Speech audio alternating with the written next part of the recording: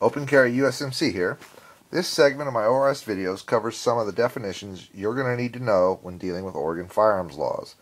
In the interest of keeping the length of my videos down, I'm going to just go straight into the subject matter for the video immediately after the pesky legal notice that's next.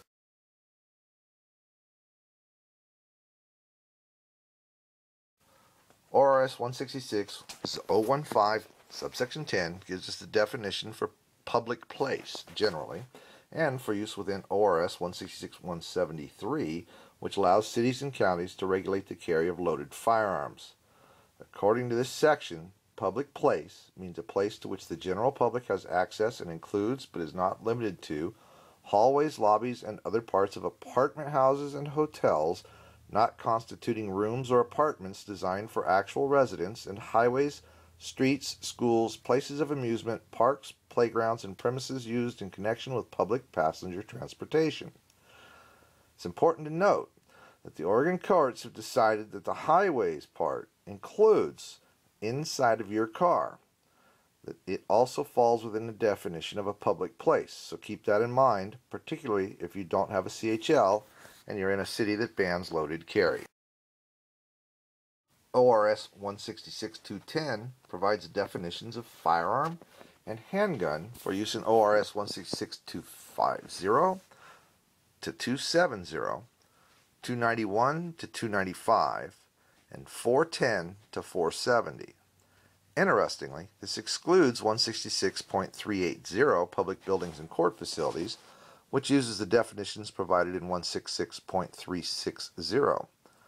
According to 166.210 subsection 3, firearm means a weapon by whatever name known, which is designed to expel a projectile by the action of powder. And subsection 5 says handgun means any pistol or revolver using a fixed cartridge containing a propellant charge, primer, and projectile, and designed to be aimed or fired other than from the shoulder. There's something interesting here. Without a CHL, 166.250 prohibits having any firearm concealed upon the person and any handgun concealed within a vehicle. Yet a muzzle-loading pistol doesn't use a fixed cartridge, and so according to these definitions, it is not a handgun and should be legal to conceal within a vehicle without a CHL and not on your person. I can all but guarantee if you decide to exploit this, you will end up being a test case.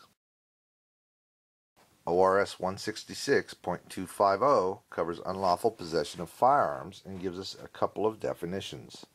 In subsection 3, it tells us that firearms carried openly in belt holsters are not concealed within the meaning of this section. And subsection 4 gives us a definition for readily accessible handguns for use within 166.250.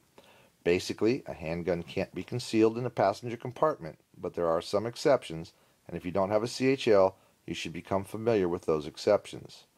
Of course, with a CHL, you are exempt from all of 166.250, so if you don't have one, go get one. ORS 166.350, subsection 1, Part A, basically adds any projectiles coated with Teflon or any chemical compound with properties similar to Teflon to the BATFE definition of armor-piercing ammunition if the ammo is, quote, intended to penetrate soft body armor, close quotes. And there's a few other restrictions in there and caveats. Since Teflon-coated bullets were never intended to make bullets slip through body armor, but rather to make the hard armor-piercing parts slide through the barrel without damaging it, this is just a silly law written by some legislator who didn't understand the physics of firearms, body armor, and armor-piercing ammunition. While you might argue that your Teflon or similar coated bullets weren't intended to penetrate soft armor, it's probably best to just avoid them in handguns. I'm not sure if the popular MOLLE-coated bullets offered by Hornady are similar to Teflon, but why risk the cost of defending against such a silly charge? ORS 166.360 gives us the definitions of Capitol building, court facility, and public building for the purposes of ORS 166.380. According to 166.360, Capitol building means the Capitol, the State Office building, the State Library building, the Labor and Industries building, the State Transportation building, the Agriculture building, or the Public Service building, and includes any new buildings which may be constructed on the same grounds as an addition to the group of buildings listed in this subsection. 166.360 also defines court facility. Court facility means a courthouse or that portion of any other building occupied by a circuit court, the Court of Appeals, the Supreme Court, or the Oregon Tax Court, or occupied by personnel related to the operations of those courts, or in which activities related to the operations of those courts take place. Note that little part at the end, or occupied by personnel related to the operations of those courts, or in which activities related to the operations of those courts take place. Also notice that municipal courts are not mentioned here. Since they are mentioned elsewhere in the ORS, the legislature has declined to include them here. As a result, when you read 166.360, you'll find that your CHL appears to allow you to carry into a municipal court. On the other hand, do you really want to piss off the municipal court judge? Yes, it's legal if you have a CHL, but is it smart? And if the municipal court is housed in a building that houses any of the other mentioned courts, or people that work for them, or people who are doing any activities for them, which would be pretty hard to tell, well, then all bets are off, and even your CHL won't allow you to carry in the facility.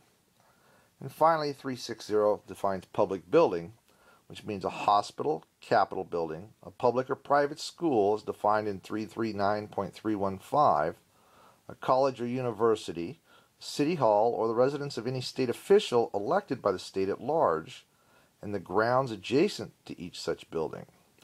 The term also includes that portion of any other building occupied by an agency of the state or a municipal corporation as defined in 297.405, other than a court facility.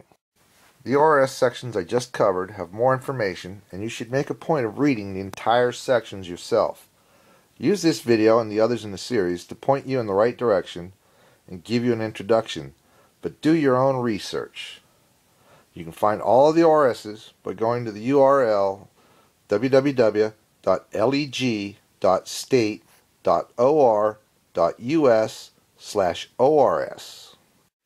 And while you're at it, please click like, tell your friends about this video series, and if you find them informative, please click on an ad or two to help support putting out more. Open Carry USMC here on YouTube. Thanks for watching.